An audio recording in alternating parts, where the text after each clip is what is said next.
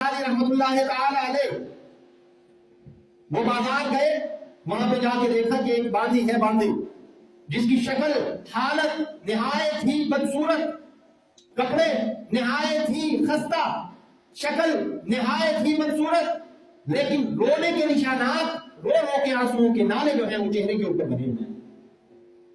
تو حضرت نے اس کے مالک سے کہا کہ یہ باندھی میں خریدنا چاہتا ہوں، مجھے دے دیجئے۔ تو اس نے کہا کہ اتنے پیسے دیجئے اور یہ لے جائیے، میرے کسی کام کی نہیں ہے، میں نے اس کو جس کو بھی بیچا ہے وہ مجھے واپس کر دیتا ہے کہ یہ کسی کے کام کی نہیں ہے۔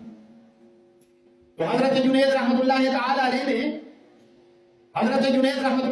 علیہ نے جب اس خاتون کو، جب اس باندھی کو خریدا اور خرید کے لے کے چلنے لگے، تو اس باندھی نے کہا کہ حضور آپ نے مجھے خرید لیا، آپ میرے آقا ہیں، لیکن ایک بات صاف کر دوں، مجھے سب مارتے ہیں، آپ بھی مار لیجئے گا، واپس کرنا ہوگا، میرے مالک کو واپس کر دیجئے گا، لیکن ایک بات ذہن میں بٹھا لیجئے کہ رات کو میں کسی کا کوئی کام نہیں کرتی، رات کا کام میرا پہلے سے ہے۔ حضرت جنید بغدادی رحمت اللہ تعالی علیہ نے کہا کوئی بات نہیں ہے، دن میں کام کیے، رات ہوئی، جب رات ہوئی تو رات کو ایک کمرہ دے دیا حضرت جنید نے اس کو آرام کرنے کے لیے، اور پھر یہ کہ اس کمرے میں ایک سوراخ اور ایک جو ہے وہ جگہ ایسی تھی جہاں سے دیکھا جا سکتا تھا کہ ماجرا کیا ہے۔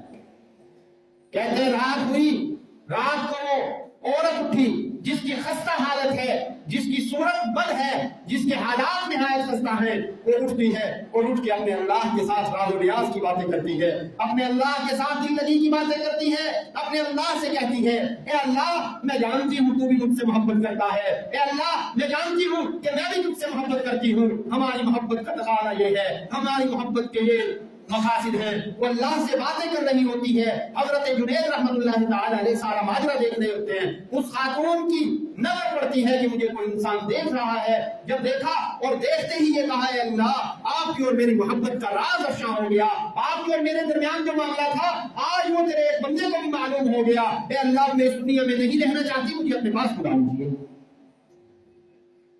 اور کہتے ہیں کہ وہ اسی وقت کلمہ پڑا اور جانے جہاں فریق اس پلٹ کر کے اللہ کے پاس چلے گئے۔ یہ عشق الہی ہے، لیکن ہمارے ہاں کیا ہے کہ اگر تھوڑی سی پریشانی آ جائے، تھوڑے سے معاملات خراب ہو جائے، تھوڑی سی تنگ دستی آ جائے، تھوڑے سے معاملات جو ہیں وہ ہمارے بس سے باہر ہو جائے، تو سب سے پہلے کیا کیا جاتا ہے؟ خطوات شیطان کا انتخاب کر کے اللہ کے بتائے ہوئے طریقے کو چھوڑ دیا جاتا ہے اور چلا جاتا ہے پھر شیطان کے بتائے ہوئے طریقے پر۔ حصول دولت کے لیے ہمیں اللہ کے نبی نے راستہ بتایا، حصول علم کے لیے ہمیں اللہ کے نبی نے راستہ بتایا، ہر چیز کے حصول کے لیے، ہر چیز کے ترک کے لیے ہمیں اللہ کے نبی صلی اللہ علیہ وسلم نے ہر بات فرما دی، لیکن ہم ہیں کہ ماننے کو تیار نہیں۔ اگر ہم مان جائیں اور اس راستے پر چل پڑے تو یقین مانیے کہ دنیا کے اندر بھی کامیابی مقدر بن جائے گی اور آخرت میں تو یقینی کامیابی ہے۔ اور اگر بظاہر دنیا میں خطوات شیطان کے اوپر چل کے ہم نے کسی کو دھوکہ دے دیا، ہم نے کسی کا پیسہ کھا لیا، ہم نے کسی کی زمین ہڑپ لی، ہم کسی سے حسد کے اندر اس کے نقصان کے درپے ہو گئے، ہم نے جو ہے وہ معصیت کا ارتکاب کر لیا، تو یہ ساری کی ساری چیزیں جو ہیں یہ یہیں کی یہیں رہ جائیں گی اور ان کا وبال ہمارے ساتھ ہماری قبروں میں چلا جائے گا۔ تو عزیزان من، جو اصل چیز ہے وہ یہ ہے کہ ہم اللہ کو راضی کر لیں، اللہ کو راضی کر لیں، ایک اللہ راضی ہو جائے تو پھر سارا کچھ ہی آپ کا اور ہمارا ہے۔ لیکن ہم مادیت کی طرف، علم دین سے دور، علم کی روشنی سے اندھیروں کی طرف بھاگنے والے، مشرق کو چھوڑ کے مغرب کی طرف جانے والے، جہاں سورج بھی غروب ہو جاتے ہیں ہم چاہتے ہیں کہ ہمارے بچے جو ہے وہ مغرب میں چلے جائیں۔ تو گرامی قدر سامعین، میں نے جو آیت پڑھی یا ایھا الذین آمنوا لا تتبعوا خطوات الشیطان، اللہ ایمان والوں سے فرما رہے ہیں، اللہ تعالیٰ ایمان والوں سے فرما رہے ہیں کہ تم نے شیطان کے راستے پر نہیں چلنا، اس کا اتباع نہیں کرنا۔ اگر اتباع کر لیا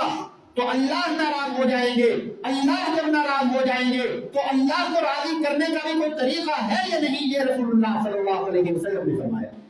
کہ توبہ کرو۔ 1000 سال کی زندگی ہے،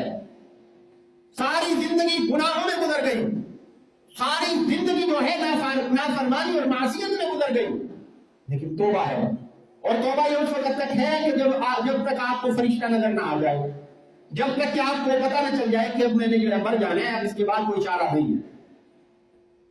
اس سے پہلے توبہ ہے، لیکن ایک اور فساد کی بات تو یہ ہے، ایک اور مصیبت کی بات تو یہ ہے کہ ہم میں سے ہر آدمی یہ سمجھ رہا ہوتا ہے پتہ نہیں ہم نے کب مرنا ہے، کتنا جینا ہے، لہٰذا ابھی تھوڑی سی عیاشی کر لو، ابھی تھوڑے سے گناہ کر لو، ٹھہر کے معافی مانگ لیں گے، توبہ کر لیں گے۔ جاہز کا ایک واقعہ کتابوں میں لکھا ہوا